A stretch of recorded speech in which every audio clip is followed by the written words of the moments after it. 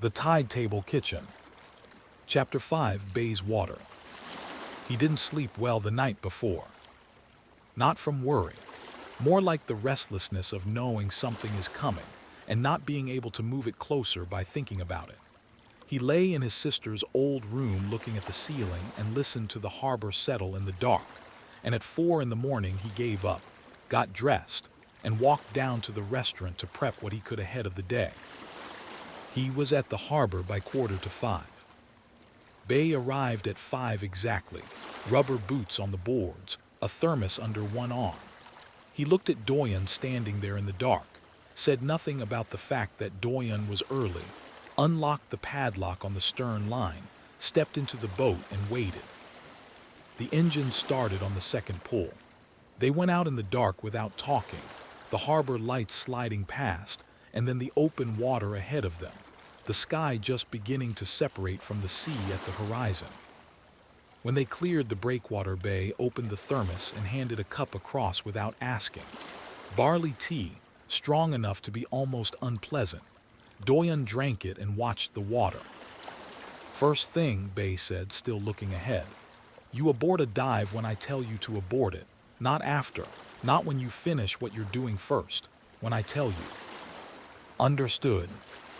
The signal is 3 short pulls on the line. You'll feel it even at 15 meters if you're paying attention. He tapped the line coiled at the stern. "I pull, you come up. If the current changes and I don't like what it's doing on the surface, I pull. If the weather shifts and I don't like what the sky is doing, I pull. If I just have a bad feeling about something I can't name, I pull." He glanced at Doyun. "Your father ignored a pull once. Early days. He came up fine and was right that the current was manageable. He never ignored one again because he understood that the one time I'm wrong is much less dangerous than the one time he is." "How do you know when the current changes?" "The boat tells you. The way it sits in the water, the way it pulls against the anchor. You learn to read it." He pointed ahead at a stretch of water that looked identical to everything around it. "The channel south of that headland runs cold this time of year. Cold water pushing north. That moves the bait fish east along the shelf, and the bigger fish follow the bait, which means the east side of the reef is worth more time in the morning than it looks." Doyun looked at the headland. "How do you see the cold water?" "You don't see it. The birds tell you. See how the gulls are working that far side and not this one." He pointed at a loose cluster of birds working a spot 200 meters off. "Bait fish near the surface. Cold current pushing them up. Down below that, something worth catching." "What else do I watch for?" "Visibility dropping fast. It happens when sediment moves, which means the bottom current has changed. If you're down and the visibility drops in less than a minute, you come up. Don't wait to see if it improves." He poured himself a cup of tea. "Surge. On a calm day, it's barely noticeable. When there's swell running, it can push you into rock. You learn the rhythm of it and you work with it, not against it. If the surge is too strong, you don't go in. There's no fish worth a cracked skull." "And depth?" "Depth," he was quiet for a moment. "You get narked past 30 meters, nitrogen narcosis. It feels like being drunk. You make decisions you wouldn't make sober. Some people don't notice it happening, which is the problem." He looked at Doyun steadily. "Your father dived deep enough to know the feeling. He told me once it was like the sea talking to you, convincing you to stay. He was not a man who romanticized things, so I took that seriously." Doyun thought about the dive log entries. The depths getting shallower in the later years. He'd assumed it was age. "You'll be at 10 meters today," Bay said. "You won't feel any of that at 10 meters, but you should know what's coming as we go deeper so it doesn't surprise you." He pointed to the left. "Kelp line starts there. That's where the shelf begins. Water goes from green to blue just past it. You'll see it from below. Keep that color change in your peripheral vision. It tells you where you are."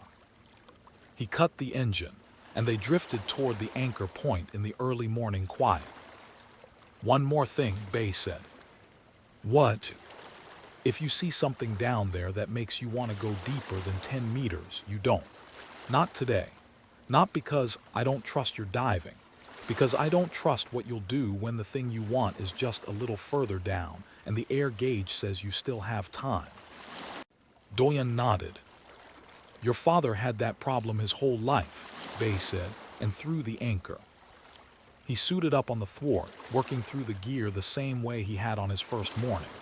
Wetsuit, vest, tank, regulator check, weight belt, mask, fins. The system woke at the edge of his vision as he settled the mask into place. Depth, air gauge, compass. The rated limit at 18 meters, steady amber. He went over the side. The cold was less of a shock than the first time.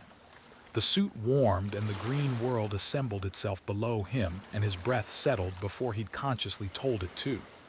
He equalized on the way down, slowly, the way Bay had told him, and his ears cleared cleanly at each meter. At 9 meters he found a sea bass behind a boulder, tucked in where the current broke around the rock. He'd have missed it before. Now the eye logged it at the edge of his sight, sea bass. Uncommon. Good size, and he understood from the way it was positioned that it was feeding into the current, mouth pointed upstream, waiting for whatever came to it. He tried to be more patient than the fish. He got into position slowly, brought the harpoon around the edge of the boulder, and took the shot from close range. The fish thrashed and then stilled. He bled it at depth and worked it into the catch bag and started up. The system was waiting when he surfaced. First catch, sea bass, 9 meters, 40 pearls. Bay was already looking at him from the boat. One, Doyun said, and held up the bag. Bay looked at it. How was the shot? Close range, 1/2 meter.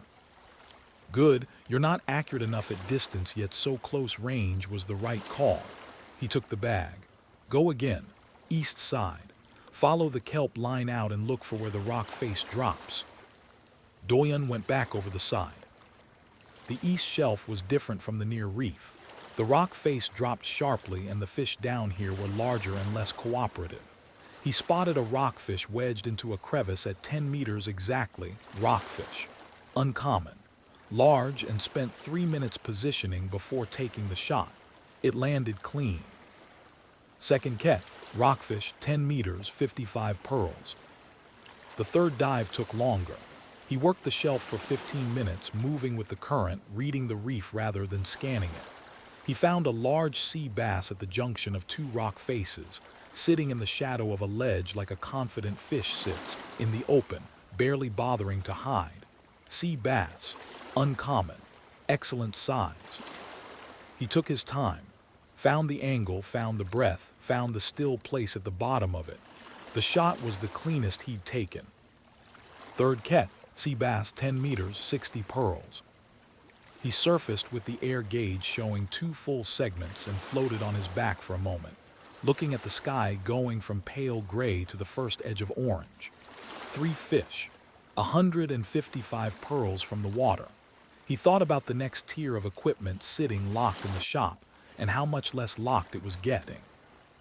On the boat back, Bay said, your equalization was inconsistent on the first dive. When you rush it, you'll hurt your ears. Slow down even when you think you don't need to. It was better on the second dive. It was, your breath control is better than I expected. Your father used to hum on the way down. Some song from when he was a kid. I never knew what it was. You don't hum, but the breathing has the same quality, steady. He handed across the last of the tea. The shot on the third fish was good. I almost didn't see it. But you did, because you stopped scanning and started looking. A pause. Scanning is when you're looking for anything. Looking is when you're paying attention to what's actually there. They went the rest of the way in without talking. At the pier, Bay climbed out and stood for a moment, hands in his pockets. Day after tomorrow, he said. 12 meters. We'll go deeper on the east shelf where the current changes direction. You don't have to keep doing this, Doyun said. 5 o'clock, Bay said. Don't be late, and he walked up the pier. He was back at the restaurant by 8, cleaning the fish at the prep counter, when he heard the knock. Not on the door, a knock on the frame of the open doorway. Tentative, the kind of knock that's asking permission rather than announcing arrival. He looked up. Mrs. Park stood in the doorway holding a wooden crate in both arms that was clearly heavy enough to be a problem, because she was leaning slightly to one side to manage it. She was in her 60s, a small, round-faced woman with close-cropped silver hair, and the particular quality of warmth that some people carry so naturally you feel it before they say a word. She was also, he noticed, beaming at him with an expression that suggested she had been looking forward to this moment. Doyun, she said, like she was confirming something she'd suspected. You look just like him, around the eyes. He set down the knife and wiped his hands. Mrs. Park. Here, she pushed the crate toward him. He looked at it. Vegetables, bundled and wrapped Napa cabbage, green onions, a paper-wrapped bundle of dried anchovies, a jar of something homemade with the lid sealed in wax, enough for several days of cooking. I can't take that, he said. You can and you will. Mrs. Park. Don't Mrs. Park me. She set the crate on the nearest stool with the decisive thud of someone who has made a decision and is not revisiting it. I've been walking past this sign for a year waiting for someone to turn the lights back on. The least I can do is bring vegetables. She looked at the crate and then at him. The anchovies are from the man up the coast your father always used. I called ahead and he sent them down on the bus. He said to tell you he's glad the place is opening. Doyun looked at the crate, the jar of homemade paste, the dried anchovies wrapped with the same care his father's supplier had always used. Thank you, he said, and meant it more than the words covered. Good. She looked around the restaurant with an expression he recognized, the same slow reading that Bay had done on his first morning, working through the layers of the place. It still smells like him in here. I wasn't sure it would. The walls, Doyun said, 30 years of cooking. Yes. She ran a hand along the edge of the counter lightly, not quite touching, the way you do with something that belongs to someone who isn't there anymore. I used to come in every Friday. Did you know that? Every Friday for 12 years, before the last few years when he got sick and started closing early. She sat down on one of the stools uninvited and naturally, like she'd sat there 100 times, which she probably had. He always knew what I was going to order before I said it. I never had to tell him. I'd sit down and he'd already have the soup going. Doyun leaned against the counter. What did he make you? The doenjang soup, always that. And whatever fish was good that morning, but it was never the same twice. He'd change something small each time and I'd sit there trying to figure out what it was. She shook her head, smiling at the counter. I never did figure it out. I asked him once. He said he made it to whatever the day felt like. She looked up at Doyun. I thought he was being cryptic. Now I think he meant it literally. He probably did. He talked about you, you know. She said it simply, not like she was delivering news, but like she was filling in a gap. In the last couple of years especially, he'd say Doyun is good at his work, he has a good head for numbers. He was proud of that. A pause. He also said you were going to come back. I didn't believe him at the time. Doyun didn't say anything. Well, she straightened slightly on the stool. Here you are. She looked at him the way older women look at young men they've watched grow up from a distance measuring something. You've grown up well, Doyun. You were a skinny kid who held the knife like it owed you money. Now look at you. She tilted her head, considering. You got handsome. Did anyone tell you that? He felt the heat come up in his face before he could stop it. Mrs. Park. What? I'm old, I'm allowed to say it. She was clearly delighted by his expression. You have your mother's face and your father's hands. That's a good combination. She waved a hand at him. Don't be embarrassed. I'm not flirting with you, I'm just stating facts. Sit down and stop looking like that. He laughed despite himself, a short, helpless sound, and she laughed too, and the kitchen felt warmer than it had any right to for this early in the morning. Let me cook for you, he said.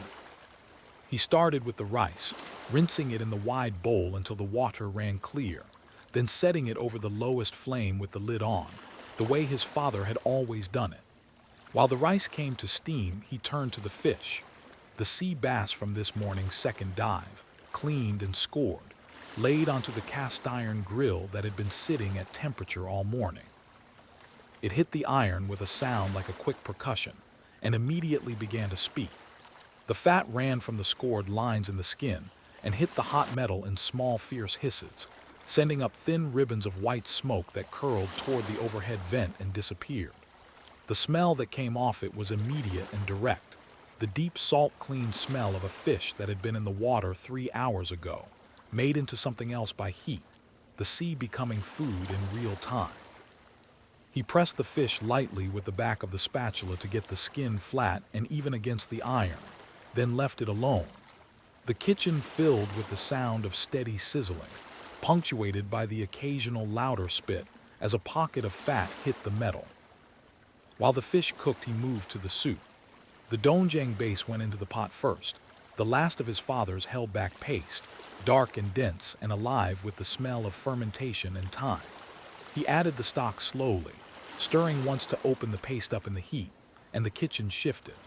The sharp brine of the fish on the grill gave way to something deeper and older, the warm, fermented smell of the doenjang base spreading outward from the pot like something waking up. He added the dried anchovies from Mrs. Park's crate, just a few, for depth, and the garlic, crushed not minced, into the corner pan with a small knob of oil. The garlic hit the pan and the sizzle was immediate and sharp, a clean, bright note over the heavier smell of the soup. He tilted the pan to keep the garlic moving, catching the heat evenly, just long enough to take the raw edge off without burning. The smoke from the grill was thickening now, fragrant and layered. He flipped the fish once, clean, and the uncooked side hit the iron with a fresh hiss, a small flare of vapor rising from the skin as the moisture in it met the metal. He was aware, while he worked, that Mrs. Park had gone quiet. He plated it without ceremony, the rice in its bowl, firm and separate, steam rising from it in a slow curl. The fish beside it, the skin crisp gold at the edges, the flesh pulling slightly from the bone at the tail, the way properly cooked fish does. The soup in its bowl with the garlic stirred through at the last moment, a scatter of sliced green onion across the top. He carried it out and set it in front of her. She looked at it for a moment without moving. Then she straightened up on the stool and picked up the spoon and took the soup first. She closed her eyes. Not dramatically, just the small private closing of someone who needs a second to be somewhere without being interrupted. When she opened them, they were bright. "Oh," she said quietly to herself. Then, "Oh, Doyun." "Is it close?" he asked. "It's not close." She picked up her chopsticks. "It's right, it tastes right." She shook her head, half laughing. "How did you do that? You've been open 2 days."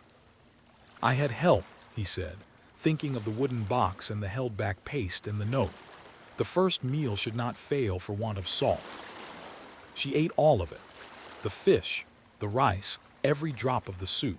And when the bowl was empty, she sat with both hands around it for a moment the way Bay had done, and then looked up at him with an expression he didn't entirely have a word for, something between happiness and grief and gratitude all at once.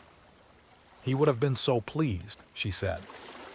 Doyun kept his face even. "Thank you for coming in, Mrs. Park." She patted the counter twice with one hand, a brisk, affectionate gesture, and stood up to leave.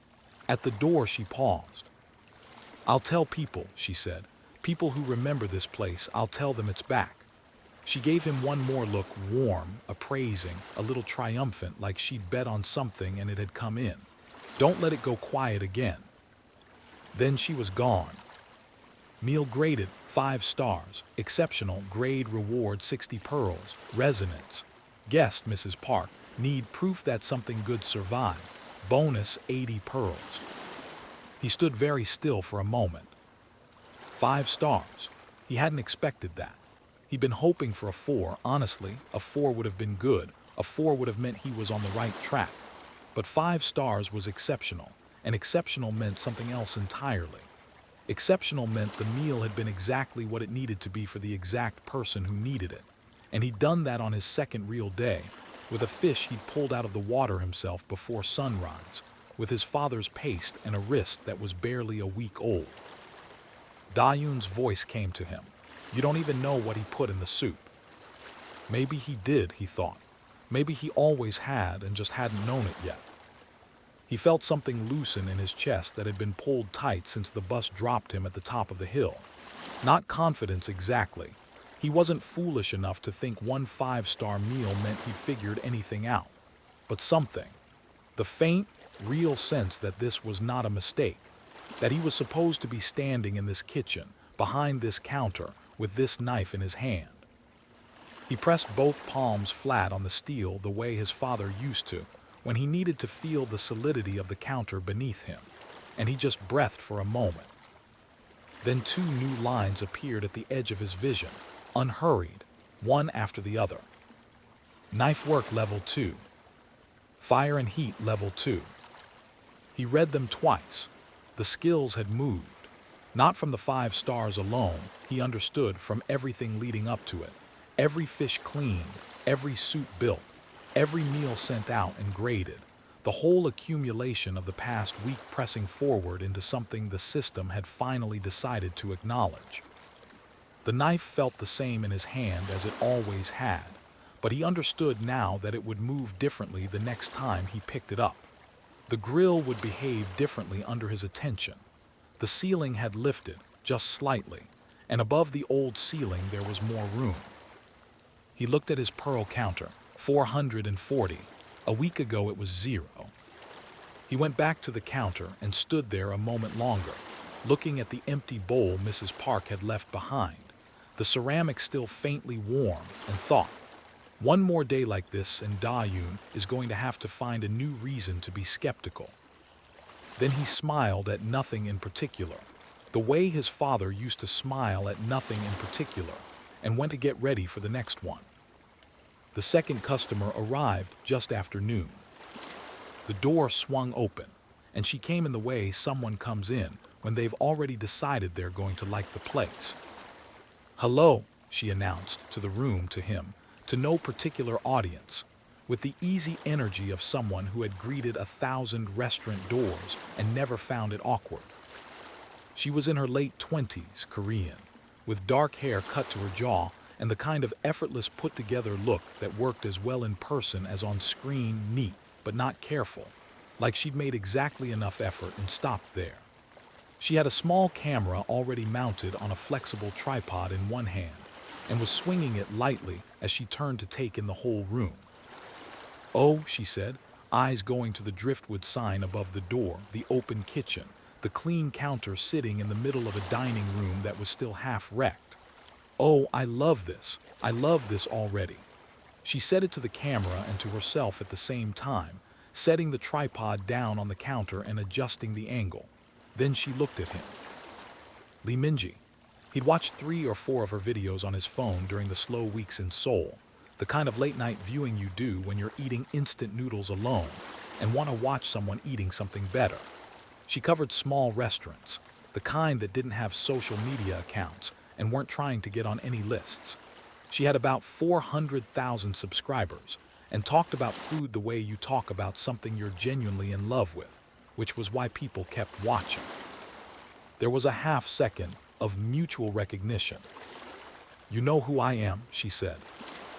Lee Minji, he said. Your video on the Dongjang Jjiggy place in Tangyong made me drive 4 hours. She lit up. Was it worth it? Yes. Good, because it's an incredible place and I will die defending it. She waved a hand at herself. Okay, so, hi, properly, I'm Lee Minji. I have a food channel. I find small restaurants that deserve more people knowing about them. And I heard about this place from 2 completely different people in the same week, which means I drop everything and come immediately.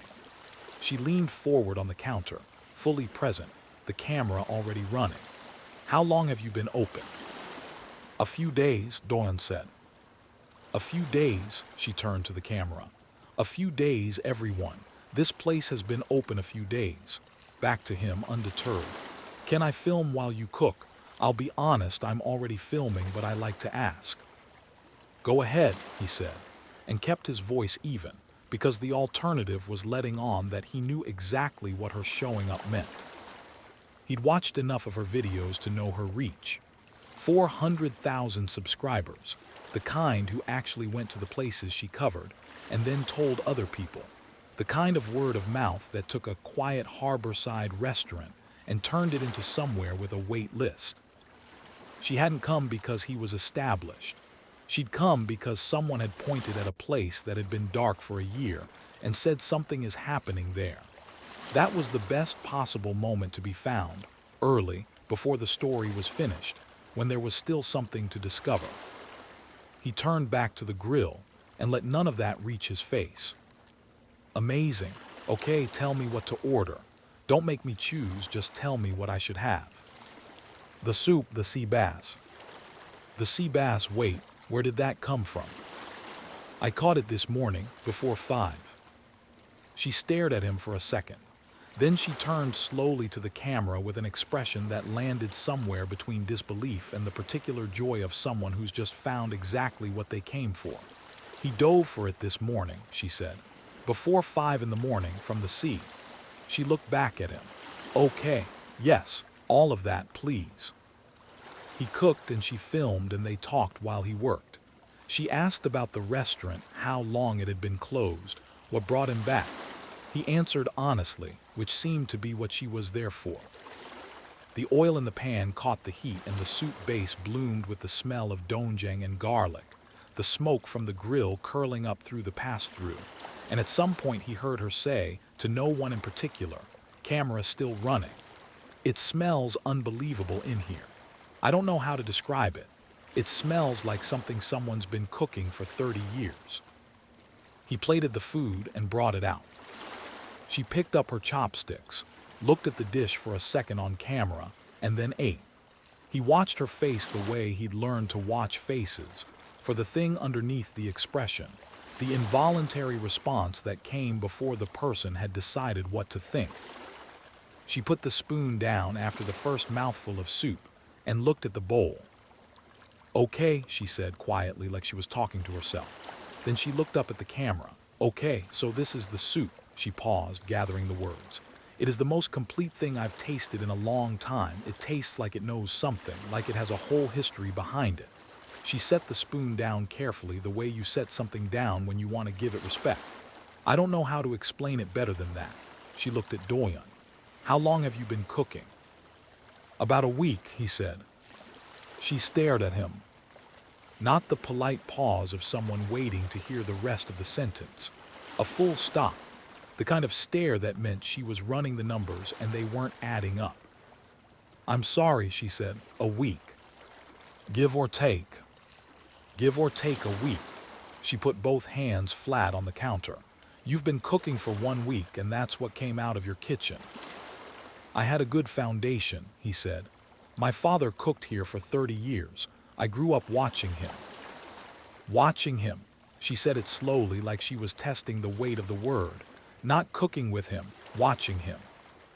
Mostly watching, yes. She turned to the camera with an expression that was somewhere between delighted and genuinely unsettled.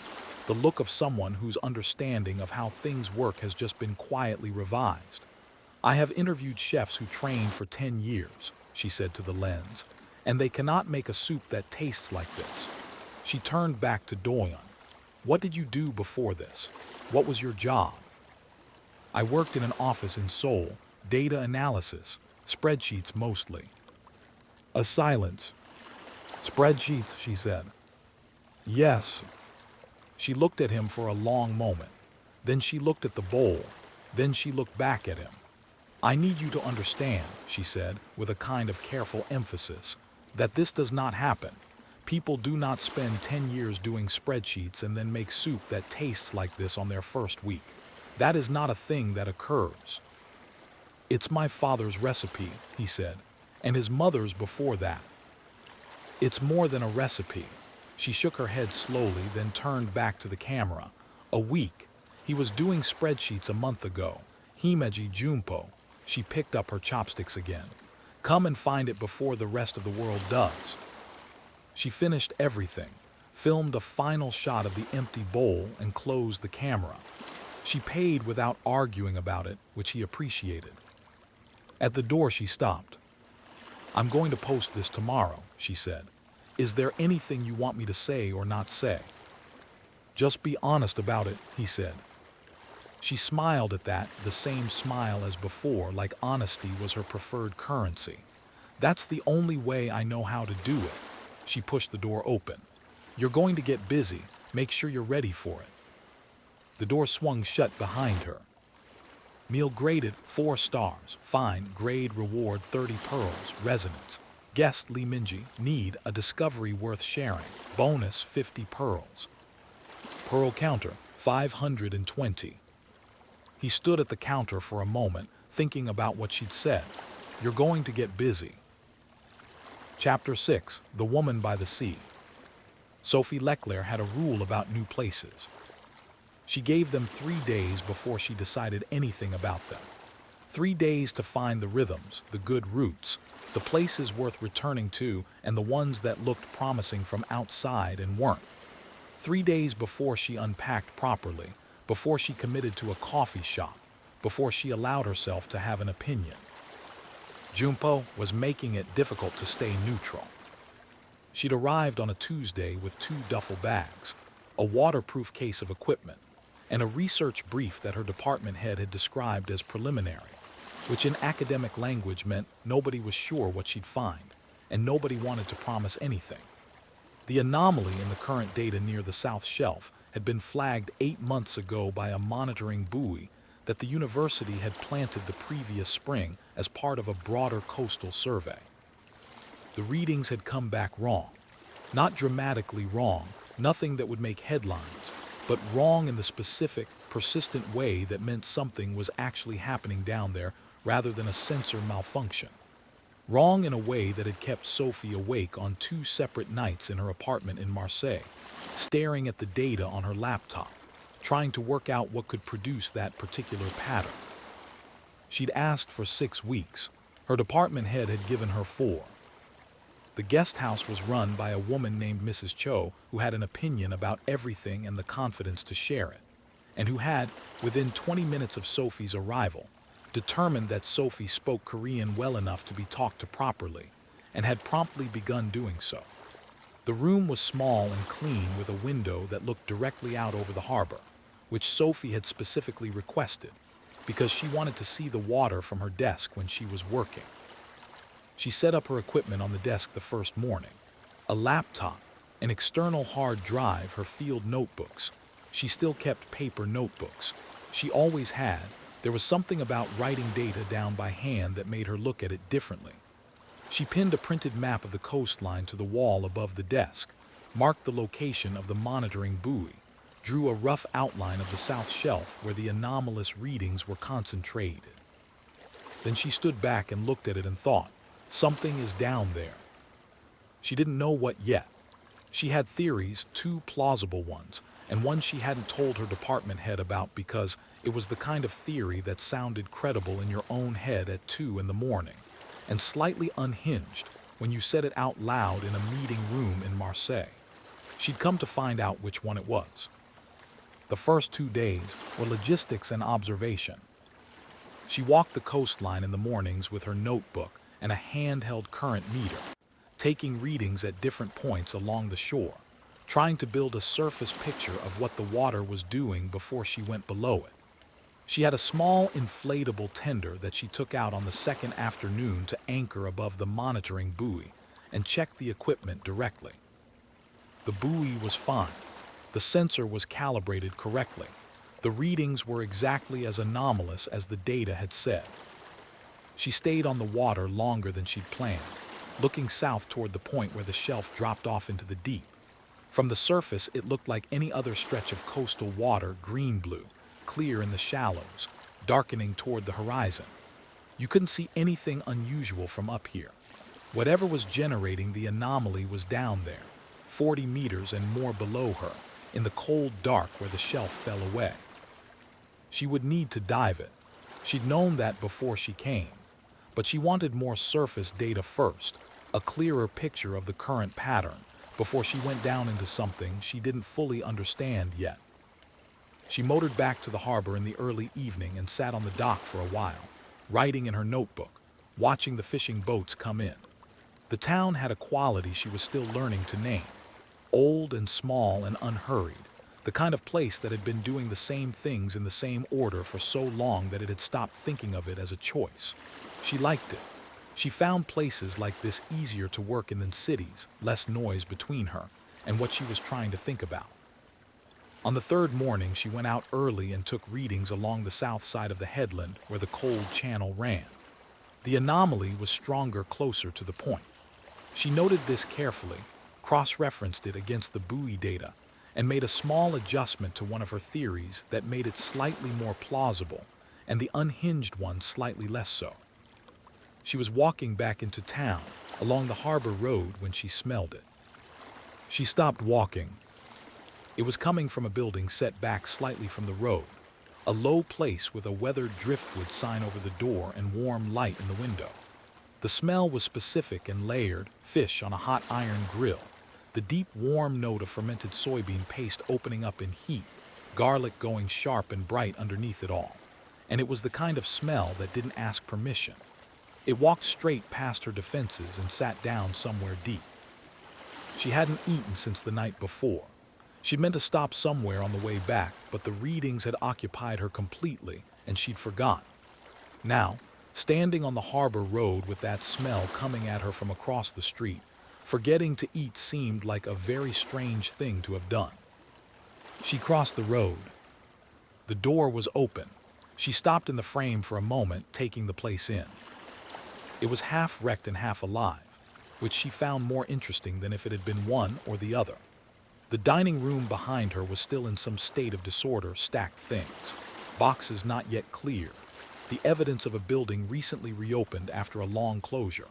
But the counter directly ahead was clean and bright, and behind it was an open kitchen where a man was working with the focused economy of someone who had found the exact thing he was supposed to be doing. He looked up when she came in. He went still for just a moment, not long, barely a second, the kind of pause that happens before the rest of a person catches up with their eyes. She was tall, with the kind of posture that came from years spent outdoors, her blonde hair pulled back loosely with a few strands loose around her face from the morning's fieldwork. Her eyes were a clear green, the color of shallow water over sand, and they were reading the restaurant with the same alert curiosity she brought to everything. She had sun-darkened skin and the unhurried way of moving that belonged to people who spent most of their time somewhere without walls.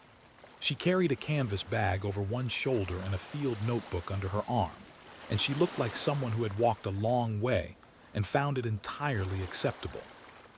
Doyun realized he was still holding the spatula and turned back to the grill. "Annyeonghaseyo," she said. Her Korean was clean and easy, not the careful syllable-by-syllable delivery of a textbook learner. "Is it too late to eat?" "No," he said, still open. She came to the counter and sat down, setting her bag and notebook beside her. She looked at the handwritten menu on the wall and read through it thoughtfully, taking her time. "What did you catch this morning?" she asked. "Sea bass," he said, "2 of them and a rockfish." "Which would you cook for yourself?" He glanced up at her. The sea bass, the second one, it was the better fish. "Then I'll have that," she said, "and whatever soup goes with it." He cooked and she watched. She hadn't meant to watch the way she watched. She'd meant to open her notebook and go over the morning's readings while she waited, the way she usually worked through meals. But the notebook stayed closed on the counter beside her, and she found herself paying attention to the kitchen instead. He laid the sea bass on the grill, and it hit the iron with a sound like a short percussion, and the fat began to run immediately, hissing and spitting against the metal in small, bright bursts. The smell changed when the fish hit deepen, the clean salt of it becoming something richer, the smell of the sea being transformed by heat into something that was no longer about the sea at all, but about warmth and sustenance, about a thing cooked properly for someone who needed it. A curl of white smoke lifted from the grill and dissolved before it reached the ceiling. He moved to the soup without looking away from the fish, which was the mark of someone who could manage 2 things at once by feel rather than attention. The dark doenjang paste went into the pot slowly, and the kitchen shifted again, the fish smell and the fermented smell meeting somewhere in the middle and becoming a third thing that was neither of them. The way two notes played together become a chord. She could smell the garlic going sharp in the corner pan, could hear the precise sizzle of it, and she understood without being able to explain it that she was watching someone who knew exactly what they were doing. She was still watching when he turned around with the food. "Here," he said. Sophie looked up. She became aware over approximately 1 second that she had been leaning slightly forward on the counter with her chin almost resting on her folded arms, watching him with the kind of concentrated attention she usually reserved for something in the water she wasn't sure she'd seen correctly. The blush came up in her face swift and definite, reaching her cheeks and the bridge of her nose before she could do anything about it. She pressed one hand briefly to her face and looked at the window. "Sorry," she said. "I got distracted." "It's fine," he said, and set the food down, and she noticed he found somewhere else to look too. She pulled the bowl toward her and took a spoonful of the soup. It stopped her. She sat still, spoon in hand, and tried to identify what she was tasting. It wasn't one thing. It was warm and deep and faintly mineral, something in the fermented base that tasted almost geological, like something old and patient that had been building toward this particular moment for a long time. She had eaten seriously in a lot of places. She could not put this soup in any category she already had. "This is remarkable," she said. She meant it as an observation, not a compliment, the way a scientist states something true. "What's in the base?" "Doenjang," he said. "Fermented soybean paste. This batch has been going a long time." He said it carefully, like the words were standing in for something larger. "I'm still working out all of what's in it." She looked at him. There was something in the way he said that, "I'm still working it out," that told her it wasn't a recipe he'd learned so much as one he'd inherited, and wasn't entirely sure yet was his. She recognized that feeling. It was what she felt every time she looked at the anomaly data. "I'm Sophie," she said, "marine biologist. I just arrived a few days ago." "Doyun," he said. "My father ran this place. I'm reopening it." "Mrs. Cho mentioned it," Sophie said. "She told me about it the day I arrived, actually. She made it sound like it had always been here and always would be." Something crossed his face, not quite a smile, but close to one. "She would," he said. Sophie ate slowly, finishing everything, and when the bowl was empty, she stayed with both hands around it and looked out at the harbor through the window. The water was going amber in the late afternoon, the boats nodding. The south point was visible past the breakwater, and beyond it, somewhere under that ordinary-looking surface, the thing she'd come to find. She had been thinking about asking since she sat down. She hadn't quite decided to until this moment. "Can I ask you something?" "Go ahead," he said. The shelf passed the south point.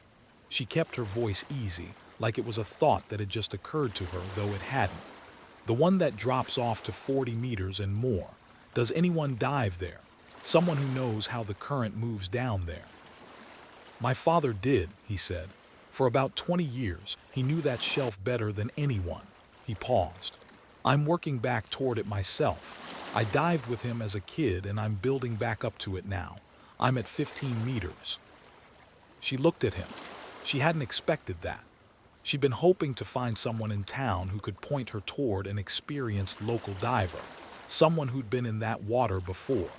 And here was the man who just fed her the best meal she'd eaten in months, telling her he was already on his way down. That changed the calculation. She worked alone as a rule, or with her own team back in Marseille who understood her methods. Asking a near stranger, someone she'd met half an hour ago, to dive with her was not something she did. But she'd been looking at that anomaly data for 8 months.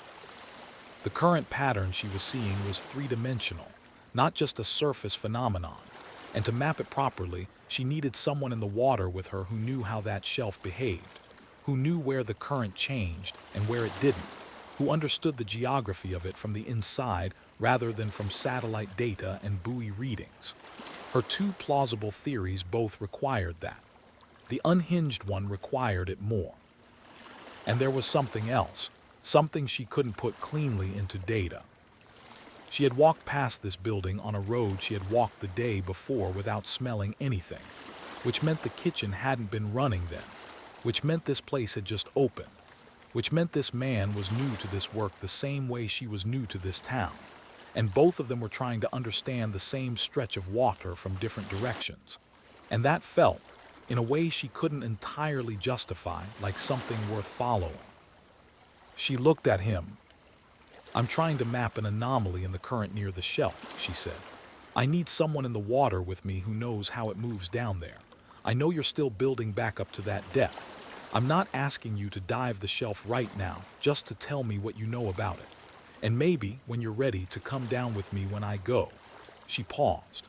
"You'd be helping the research, and I suspect you want to know what's down there as much as I do." The kitchen was quiet for a moment. Doyun stood at the counter and looked at her, and she could see him thinking it through, not the quick calculation of someone deciding whether to say yes to a polite request, but the slower consideration of someone who understood that the answer mattered. He thought about Bay's voice.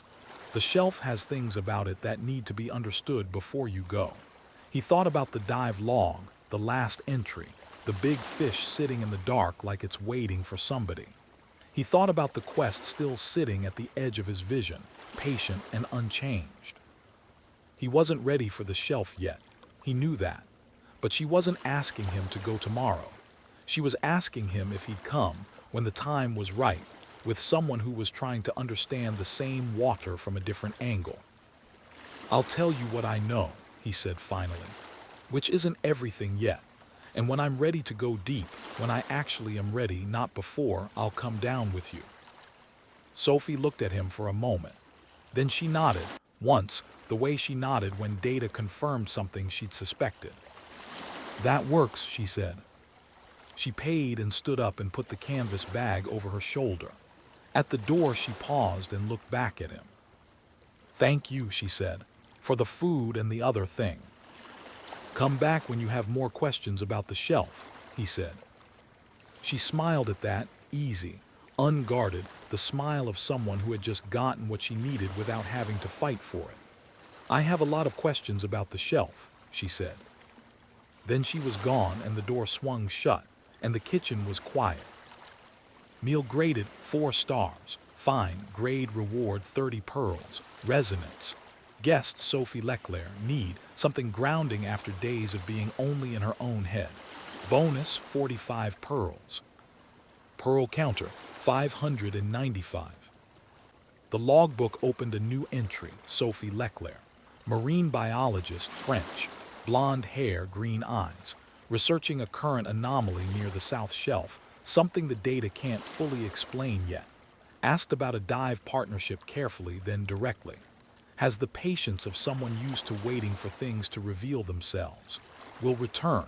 Agreed to dive the shelf together when ready. He read the entry. Then he stood at the counter for a long moment, looking at the window and the harbor beyond it, and the dark water past the south point, where something was apparently doing something that a marine biologist had come from Marseille to understand. He had agreed to go down there with her. Not yet, but he had agreed. He found, to his own mild surprise, that he didn't regret it. Chapter 7, The Name on the Door. Lee Minji posted the video on a Thursday morning. Doyun was already on the water when it went up, anchored over the east shelf in the dark before 5, the system's HUD quiet at the edge of his vision while he waited for the reef to resolve below him. He decided the night before to pull more fish than usual. Something in the way the week had been building told him the restaurant was going to need it. Just a feeling, the same kind his father had apparently used to navigate 30 years of early mornings. The water was cold and clear. He went down to 15 meters and worked the east face methodically, reading the current the way Bay had taught him. First catch, sea bass, 15 meters, 62 pearls. Second catch, rockfish, 15 meters, 58 pearls. Third catch, rockfish, 14 meters, 50 pearls. He surfaced, rested, and went back down. Fourth catch, sea bass, 15 meters, 65 pearls. Fifth catch, flounder, 13 meters, 48 pearls. Sixth catch, red snapper, 15 meters, 70 pearls. He surfaced again with the bag heavy at his hip and the air gauge showing one segment. 6 fish, 353 pearls from the water before the restaurant had even opened. He thought about going back down for a 7th. The snappers had been good, the kind of fish that made people drive somewhere, and there were more of them down that east shelf. He went back down. 7th catch, red snapper, 15 meters, 72 pearls. Pearl counter from the water, 425 pearls. Running total, 1,020. He stripped the wetsuit in the boat, started the engine, and turned back toward the harbor in the early light with 7 fish in the bag, thinking, that should be more than enough for a Thursday. It was not enough for a Thursday. He heard them before he saw them. Voices, more than he'd heard outside the restaurant since he'd reopened. The low murmur of a small crowd gathered somewhere it hadn't been before, and as he came around the corner from the harbor lane, he saw them. 8 people on the step and the pavement outside Himeji, some on their phones, some looking at the driftwood sign. One couple pressed against the window trying to see inside. All of them with the slightly self-conscious energy of people who had driven somewhere they'd seen on a screen and were now wondering if it looked the same in person. Doyun stood at the top of the lane with his catch bag over his shoulder and looked at them. He thought the video. He had not seen the video. He had been on the water. He would see it later and find out it had 20,000 views by 8 in the morning, that Minji had posted it at 6, that his restaurant, his half-cleared, 3-week-old, one-man restaurant, had been described by one of the more trusted food voices in the country as the most surprising meal she'd eaten in years. He would find all of this out later. Right now, all he knew was that there were 8 people on his doorstep at 7:40 in the morning, and he hadn't prepped anything yet. He walked down the lane. "Sorry," he said. "We open at 8. I just need to get the kitchen started." "Are you the chef?" a woman asked, phone raised. "I'm the cook," he said, and unlocked the door and went inside and started the grill. He prepped faster than he ever had. 7 fish, scaled and cleaned and portioned at the prep counter in 22 minutes, the knife moving with the fluency of weeks of daily use. He set the rice to steam in 2 batches. He started 2 soup pots because he understood, in the particular way you understand things when there are 8 people outside your door, that one pot wasn't going to cover it. At 8 o'clock, he opened the door and stood back. They came in. Within 20 minutes, every stool at the counter was taken. 3 of the 4 cleared tables had people at them, and 2 more groups were standing near the door. Doyun moved between the kitchen and the floor in a rhythm that was faster and less controlled than anything he'd practiced. He stopped at the first counter stool. A woman in her 30s, city clothes, phone showing Minji's video. "Good morning, what can I get you? What do you recommend?" The doenjang soup and the sea bass. That's what she had in the video. "Then that, please," she smiled at him. "I can't believe you've only been open 3 weeks." "Thank you," he said, and moved to the next stool. An older man alone studying the menu board. "Is the snapper fresh?"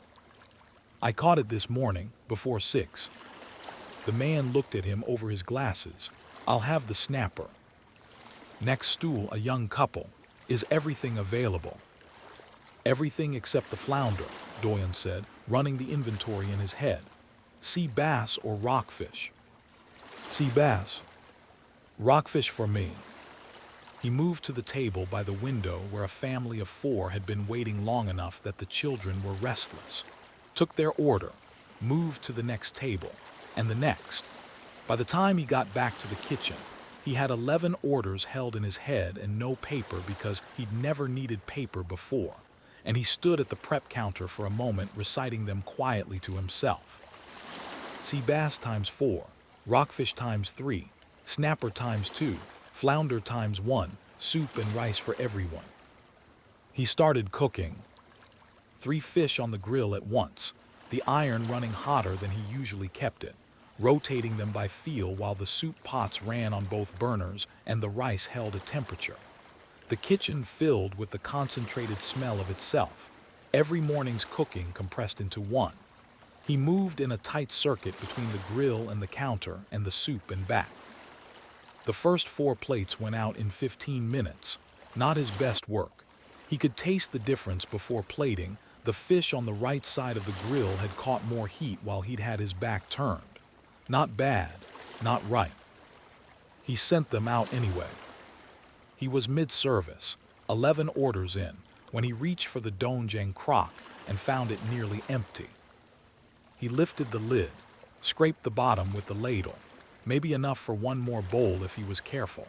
He looked at the 2 soup pots, both at half, and the 7 tickets still to go, and for a moment he just stood there with the ladle in his hand, a very specific kind of panic rising in his chest. He had a room full of people, and not enough of the single most important ingredient in the kitchen. "One moment," he called out toward the counter, the words coming out louder than intended. A man at the nearest stool who had been about to order stopped with his mouth open. "Sorry," Doyun said, already moving. "Just need to check something in the back. 1 minute, I promise." He was through the kitchen and into the storeroom before the man could respond. The blue pane appeared the moment the door closed. He went straight to the larder and moved fast, scanning the shelves. Doyun first, premium batch, 400 pearls, bought without hesitating. Then he kept going because he was here and the room was full and tomorrow would come. Good rice, 200 pearls. Fresh Napa cabbage and green onion, 150 pearls. Dried anchovies from his father's supplier, 100 pearls. Sesame oil and garlic, the real kind, the kind worth cooking with, another 100 pearls. He stared at the total for a second. 950 pearls, gone in under a minute. He looked at the counter. 1,020 minus 950, 70 pearls. He picked up the full crock of Doyun, tucked the bundle of vegetables under his arm, and went back to the kitchen. "Sorry about that," he said, setting everything down, reaching for the ladle like nothing had happened. He looked at the man at the counter. "What were you having?" The man blinked. "The soup." "Good choice," Doyun said, and started the next batch. The rest of the first day ran the way it ran. Fast, uneven, moments of clarity between stretches of being in the wrong place. 31 covers by end of service. 8 fours, 12 threes, 2 fives, both earned from guests he'd managed to actually talk to. 9 twos that sat at the edge of his vision all evening, flat and factual and harder to look at than the threes. Twos meant plain.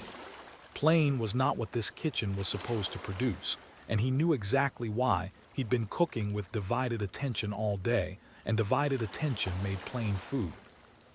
Table earnings day 1, 320 pearls. Resonance bonuses, 200 pearls. Pearl counter end of day 1, 70 plus 520, 590 pearls. He locked up, stood outside on the step in the cool evening air and thought, "I need help." Not wanted it, needed it. Today had made the difference between those 2 words impossible to ignore. He wrote the card and put it in the window and went home. The video didn't slow down over the weekend. It climbed.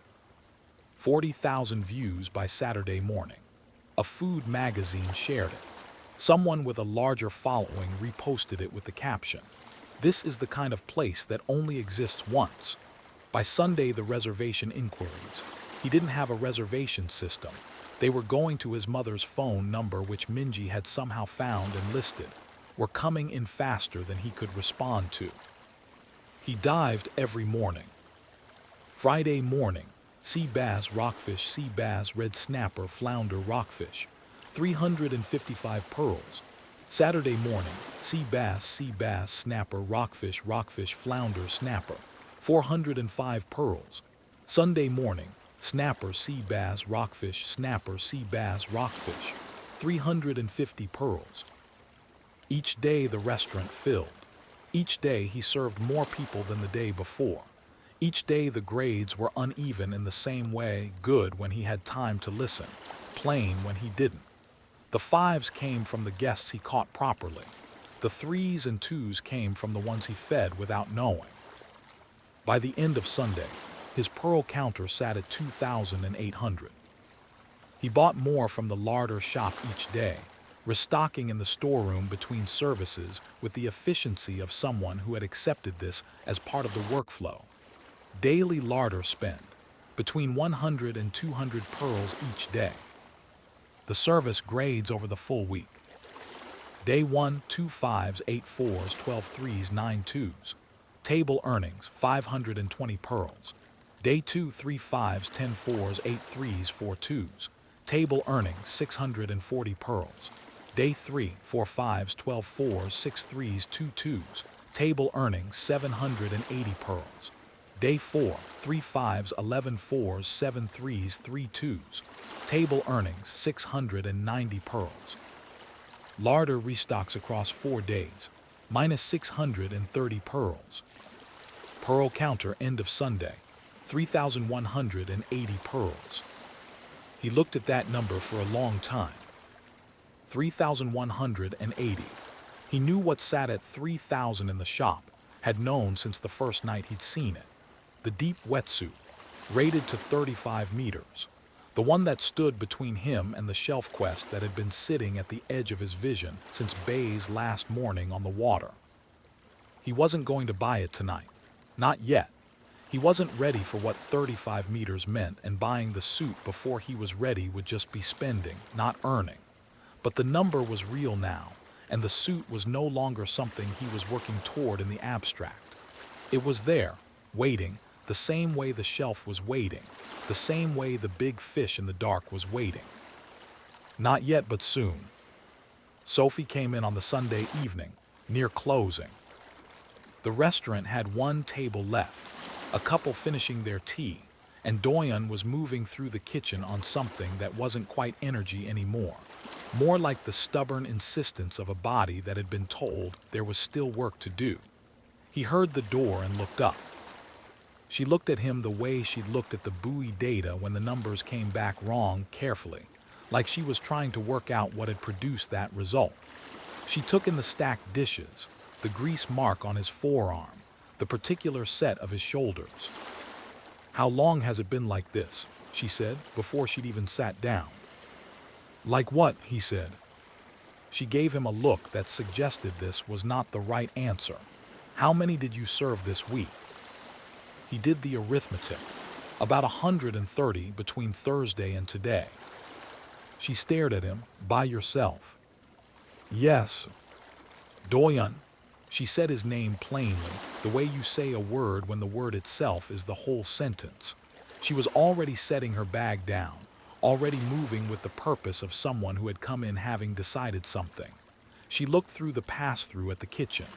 "Is the soup still on?" "Sophie, you don't have to." "I know I don't." She was already around the counter.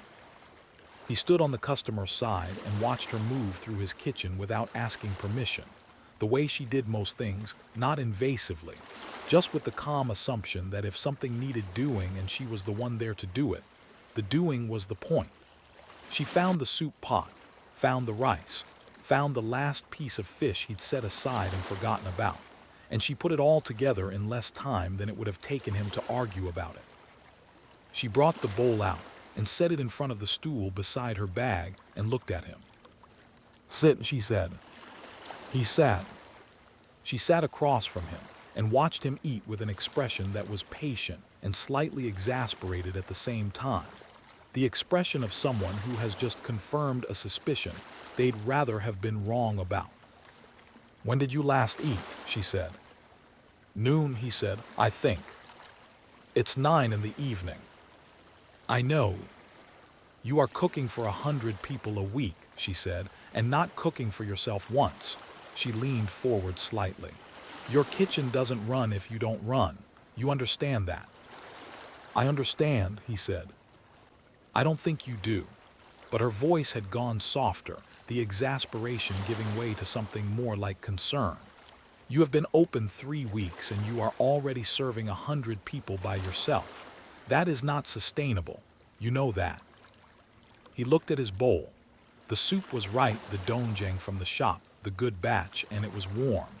And he was very hungry, and having someone sit across from him while he ate, it was different from every meal he'd had alone at this counter. He was aware, somewhere around the second spoonful, that his face had done something he hadn't told it to do. He looked down at the bowl quickly. "Better," she said after a while. "Better," he said, "thank you." She nodded. Then she looked at the help wanted card sitting on the counter beside the register. "The window," she said. "People here don't read window cards. There's a community board at the harbor. Mrs. Cho will show you where it is." He moved the card to the harbor board the next morning before the dive. The following day, Jiwoo walked in. End of Chapter 7. Chapter 8, Jiwoo. She was standing outside the door when he arrived to open up. He almost didn't see her at first. She was standing slightly to one side of the entrance, not quite in front of it, like she hadn't fully committed to being there yet. And she had the look of someone who had been rehearsing something in her head for long enough that the rehearsal had started to feel more real than the actual moment. She was young, younger than he'd expected from the neat handwriting on the note she'd left at the harbor board the day before. 21, maybe 22. Dark hair past her shoulders, tucked behind both ears. She was slight and quietly pretty in the way of someone who didn't know it. And she was holding a small cloth bag in front of her with both hands like it was keeping her anchored. When she saw him coming, she straightened up and almost dropped the bag. "Han Jiwoo," she said quickly before he could say anything. "I left a note yesterday about the job." A pause. "Different hand," she added. "In case that's, I just mean I'm not related."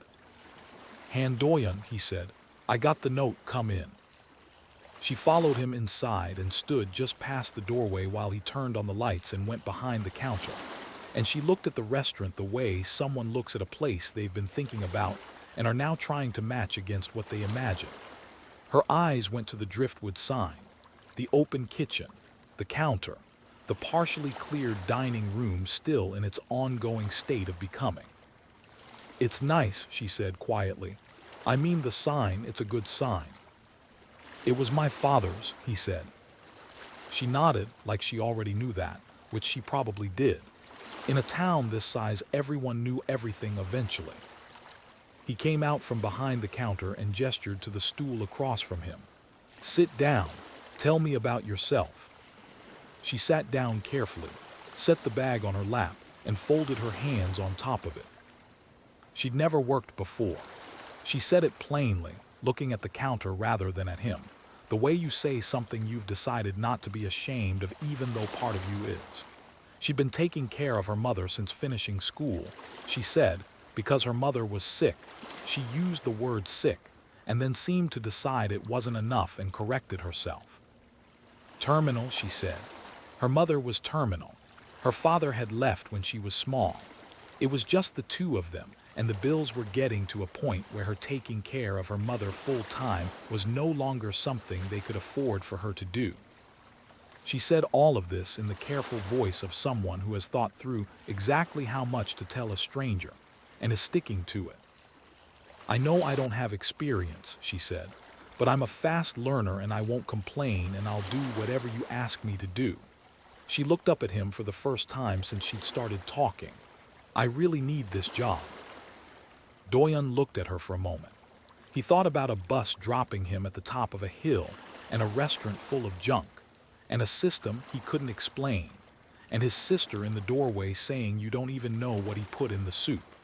He thought about what it felt like to show up somewhere you'd never been and try to make something work with nothing but the decision to try. "The job is yours," he said. She blinked, just like that. "Just like that. You can start today if you want, or tomorrow." "Today," she said immediately, and then looked slightly startled by how quickly she'd said it. Good, he stood up. I'll show you how everything works. The first thing he showed her was the tea station, where the kettle was, which teas they kept, how to read whether a guest wanted a refill without asking. She listened carefully, nodding at each thing, and when he finished, she said she understood and reached for the kettle to practice filling it. The kettle slipped. Not badly, she caught it before it fell, but enough that a significant amount of water sloshed over the side and across the counter and down the front of her jacket. She made a sound that wasn't quite a word and immediately grabbed the nearest cloth and started pressing it against the counter with both hands, her face going red from the hairline down. "I'm sorry," she said. "I'm so sorry, I'll clean it up, I'm so sorry." "It's fine," Doyun said, coming around the counter. He reached for the cloth at the same moment she reached to press it harder against the surface, and for one deeply unfortunate second, his hand landed directly on top of hers. They both went very still. He stepped back, she stepped back. The cloth fell on the floor between them. She started. "I can," he said. They both stopped. She bent to pick up the cloth at the exact moment he did, and their heads nearly knocked together, and she made a small sound and straightened up very fast and pressed the cloth against her own face instead of the counter, which was not what it was for, and seemed to realize this and lowered it and looked somewhere slightly to the left of his ear. "The kettle," she said, her voice coming out smaller than usual. "I'll try again." "Yes," he said, "good idea." She turned back to the kettle. He went back to the kitchen. He stood at the prep counter for a moment looking at nothing in particular. He was fairly sure his ears were warm. He was not going to think about that. She filled the kettle on the second attempt without incident, and something in her shoulders came down a fraction. The morning service started gently, 3 tables and the counter, the kind of pace he could talk her through without losing track of the kitchen. He showed her how to take an order, how to write it down on the small pad he'd found in the back office, how to read the kitchen window for when food was ready. She was not a natural at any of it. She forgot to write down a side order and had to go back to the table and ask again, which she did with her chin down, and a quiet apology that the guests received with more grace than she gave them credit for. She brought the wrong tea to the wrong stool, caught it before she set it down, and quietly swapped them without anyone noticing except Doyun, who noticed everything from the kitchen. She spent 30 seconds struggling with the clasp on the condiment caddy before it gave way, and the little victory of it opening made her exhale a breath she'd clearly been holding. Around mid-morning, carrying 2 bowls of soup from the kitchen pass-through to a table, she caught her foot on the uneven patch of floor near the 3rd table, the one he'd been meaning to look at for 2 weeks, and went down. Not all the way. Her knee hit the floor and she managed to keep both bowls upright by some instinct that surprised both of them. But the momentum of it meant she ended up half kneeling on the floor with soup sloshing dangerously close to the rim of each bowl, and a look on her face like she had briefly ceased to exist and was hoping no one had witnessed this. Every guest in the restaurant had witnessed it. Doyun was around the counter in about 3 steps. "Here," he said, crouching down beside her and taking both bowls carefully from her hands before they could tip any further. He set them on the nearest table, then turned back to her and held out his hand. She looked at his hand, then up at his face, then back at his hand like she was having a small internal conversation about whether this was actually happening. She took it. He helped her to her feet, and she came up slightly faster than either of them had calculated for, which meant she ended up considerably closer to him than the situation strictly required. Close enough that he could see the exact moment she registered this because the red that had already been present in her face deepened by approximately 3 shades, and she took one very quick step backward and nearly caught her foot on the raised floor edge a second time. He caught her elbow. She made a sound. He let go. "Sorry," he said. "I'm fine," she said in the voice of someone who was the opposite of fine. "I'm completely fine. The soup." She turned and picked up the bowls from the table with great deliberateness and didn't look at him. "I have the soup. I'm fine." "The floor," he said to her back. "There's a raised edge near that table. I should have warned you. My fault entirely." She paused. "It's not your fault." "I've been meaning to fix it for 2 weeks," he said. "Consider yourself the reason I finally will." She was still not looking at him. The back of her neck was red. "I'll bring these to the table now." "You're doing well," he said. She walked to the table and set the bowls down with immense care, and did not look at the guests, who were looking at her with the particular warmth that a graceful recovery tends to generate in people who have also had bad first days. She went back to the counter and straightened the condiment caddy, and tucked her hair behind both ears, and kept her eyes on the counter for about 30 seconds. Doyun went back to the kitchen. He did not smile. He was very deliberate about not smiling. He was somewhat less successful at this than he would have liked. It was at this precise moment that Mrs. Park walked in. She came through the door the way she always did, with the settled confidence of someone returning to a place that has always been hers, and she stopped just inside the entrance and took in the room. The new stool arrangement, the tea station, Jiwoo, still standing at the counter with her hair behind both ears and a slightly fixed expression on her face. Doyun, visible through the kitchen pass-through, facing very deliberately away from the dining room. Mrs. Park's eyes went from Jiwoo to the pass-through and back to Jiwoo. She sat down at the counter with a smile that suggested she had arrived at a conclusion. "Who are you?" she said to Jiwoo warmly. Jiwoo straightened. "Han Jiwoo, I help here now. Can I get you some tea?" "Please." Mrs. Park watched Jiwoo pour the tea with the careful attention of someone who was actually watching something else entirely. "How long have you been working here?" "Today is my first day," Jiwoo said. Mrs. Park wrapped both hands around the cup and looked at Doyun through the pass-through. "Doyun, come out here." "I'm cooking," Doyun said. "The soup can wait 30 seconds. A pause. Then Doyun came out from behind the counter, wiping his hands on his apron, and Mrs. Park looked at the two of them standing there, and her smile deepened by a degree that made Jiwoo's instincts fire without knowing exactly why. "She's very pretty," Mrs. Park said to Doyun, as though Jiwoo were not standing directly beside her. "She works here," Doyun said. "I can see that." She tilted her head. "Is that all she does?" "Mrs. Park, I'm just asking." She looked at Jiwoo now, with the frank and cheerful assessment of a woman who had been observing people for 60-some years and saw no reason to pretend otherwise. "Are you too close? You look comfortable together." Jiwoo opened her mouth. Nothing came out. She closed it again. "We met this morning," Doyun said. "This morning?" Mrs. Park raised her eyebrows. "And already so at ease, that's nice." She looked between them with the satisfied air of someone who has arrived at a conclusion. "You know, his father was the same way, very attentive to the people in his restaurant." She looked at Jiwoo. "Has he been attentive to you?" Jiwoo's face made a spirited attempt to match the red of the apron strings.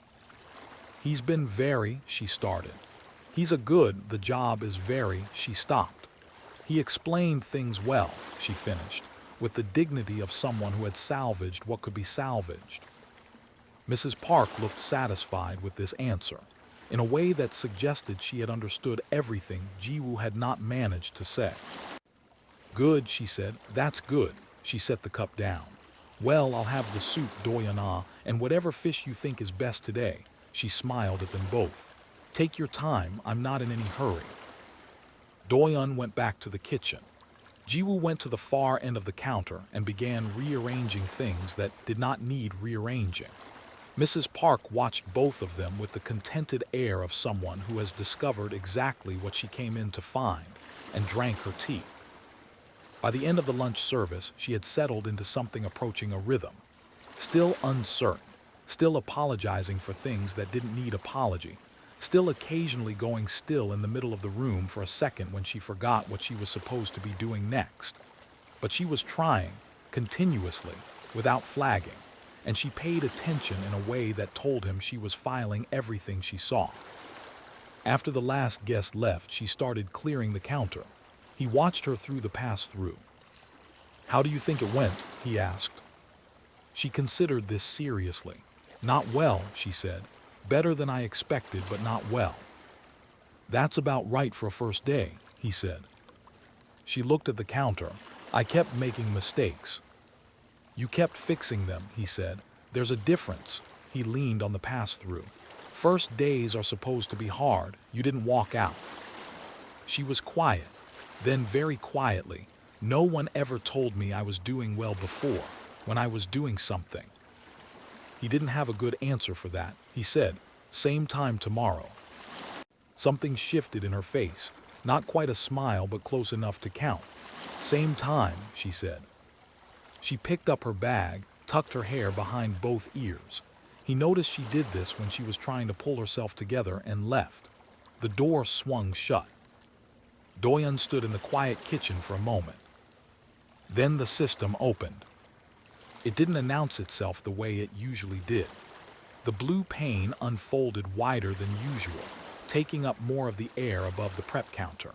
And what it showed him wasn't a single line, but a full spread, the way it had looked on the first night when it was showing him everything for the first time. At the top, front of house unlocked. Below that, an explanation he hadn't gotten that first night, because the function hadn't existed yet. The words read, "A restaurant is not only a kitchen. The room matters. The guest's experience of the room, how they are seated, how they are spoken to, how long they wait, whether they feel seen, determines whether a 4 becomes a 5 and whether a guest returns. Front of house skill tracks the management of that experience. It rises with the quality of the person running the room and the quality of attention they are given." He read it twice. He thought about the first service today, 2 5s from guests Jiwoo had flagged for him through the pass-through.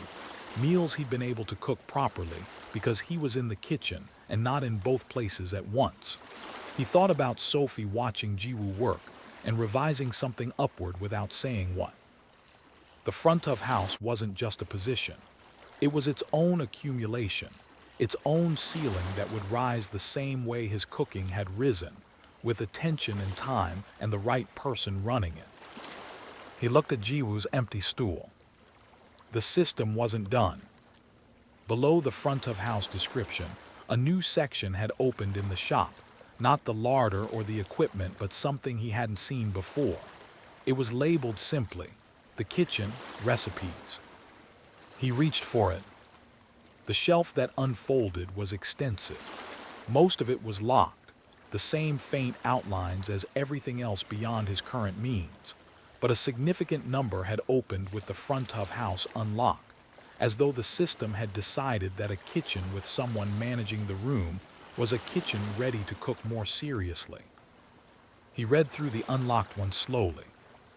Ganjang jejang, raw crab marinated in soy sauce, aged until the flesh went translucent and the shell softened. His father had made it twice a year from a recipe his grandmother kept in her head. He'd eaten it as a boy and never understood how it was made. Now the method was here, laid out in the system's precise shorthand, ingredient ratios and timing, and the particular temperature at which the crab needed to be when it went into the marinade. Himol pajang, seafood pancake, the thick kind, the kind that crisped at the edges and stayed soft in the center, loaded with whatever the water had given that morning. He knew this dish. He'd eaten it 100 times. He had not known, until he read the system's version, how many small decisions went into making it right rather than just acceptable. Miyok guk, seaweed soup, the kind served at birthdays and after births, the kind his mother made every year on his birthday without fail. The system's recipe was his grandmother's version.